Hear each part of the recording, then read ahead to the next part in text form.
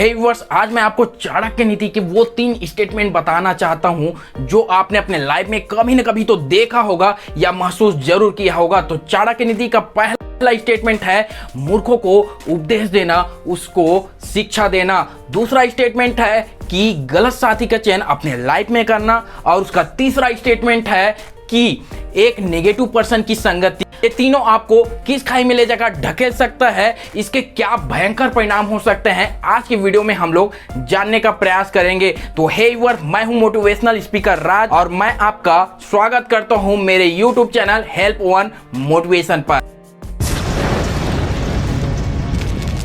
चलिए शुरू करते हैं आज का वीडियो एक छोटी सी कहानी के साथ। देखिए, बरसात का मौसम रहता है, भयंकर बारिश होती रहती है और इसी बारिश में भीगता हुआ एक बंदर एक पेड़ पर जा चढ़ता है। बंदर को कांपता हुआ देखकर एक छोटी सी चिड़िया कहती है कि हे बंदर, तुमको ईश्वर ने 2 हाथ दिए हैं, यदि तुम चाहते तो अपना घर बना लेते तो आज तुमको बारिश में भीगने की नौबत नहीं आती, तुमको आज कांपने की नौबत नहीं आती। अब मुझे ही देख लो, भगवान ने मुझे 2 हाथ तो नहीं दिए, लेकिन मैंने तिनका करके अपना छोटा सा घोंसला बना लिया है। इस बात को सुनकर बंदर को इतना ज्यादा गुस्सा आता है कि एक छोटी सी चिड़िया आज मुझे उपदेश दे रही है, और इस गुस्से के कारण वो छोटी सी चिड़िया का घोंसला अपने हाथों से नष्ट कर देता है। तो चलते हैं, हमारे चाणक्य बाबा ने इस तथ्य के बारे में अपनी नीति में क्या कहा है। मूर्ख शिष्योपदेशेन दुष्ट स्त्रीभणेन च दुखित संप्रयोगेण पंडितो अप्यवसीदति। अर्थात चाणक्य कहते हैं कि मूर्खों को उपदेश देने से, दुष्ट साथी का भरण पोषण करने से और दुखी जनों की संगति करने से एक बुद्धिमान व्यक्ति को भी एक दिन भयंकर कष्ट उठाना पड़ता है। चलिए इसको विस्तार से समझने का प्रयास करते हैं। देखिए, एक सोए हुए व्यक्ति को आप जगा सकते हो, लेकिन जो सोने का ढोंग रचा रहा है उसको कभी नहीं। अर्थात एक अज्ञानी व्यक्ति को आप ज्ञान का बोध तो करा सकते हो, लेकिन जो मूर्ख है, जो स्वयं को ज्ञानी समझता है, उसको कभी नहीं। यदि आप उसके हित की भी बात करोगे तो वो क्रोधवश या अपने अहंकारवश आपका ही अहित करेगा, जैसे कहानी में बंदर ने चिड़िया के साथ किया।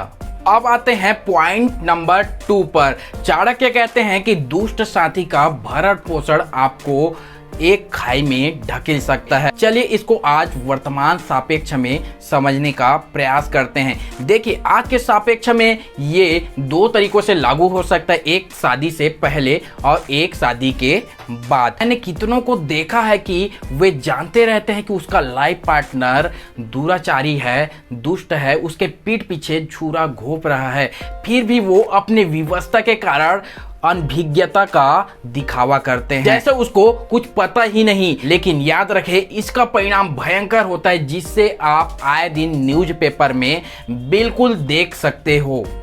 यदि आप सही हो और आपके साथी दुष्ट प्रवृत्ति के हैं तो इस बात को बिल्कुल भी नज़रअंदाज ना करें, उसको प्यार से समझाने का प्रयास करें और जो हो सके उससे समझाने का प्रयास करें। बाकी आप तो समझदार ही हो।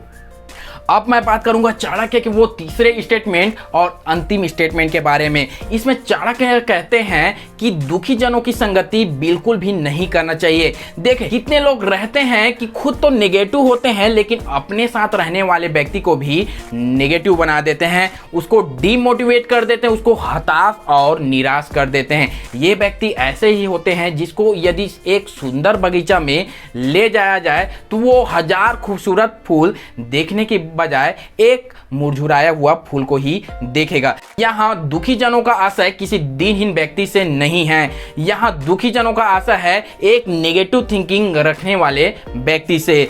तो यदि आप अपने लाइफ में सक्सेस पाना चाहते हो तो आपको इन 3 बातों का हमेशा याद रखना होगा कि कभी मूर्खों से बहस आपको नहीं करना है, दुष्ट साथी का भरण पोषण नहीं करना है, यदि भरण पोषण करें तो उसको सुधारने की कोशिश करें, और तीसरा बात कि आपको नेगेटिव थिंकिंग रखने वाले व्यक्ति का साथ कभी नहीं करना है। यदि आप अपने लाइफ में सक्सेस होना चाहते हैं तो हमारे इस चैनल में आपको वो हर तरह का कंटेंट मिलेगा जो आपको ऑलवेज पॉजिटिव बनाए रखेगा। इसीलिए आज ही हमारे चैनल को सब्सक्राइब करें और अपने इस भाई को अपना प्यार जरूर दे।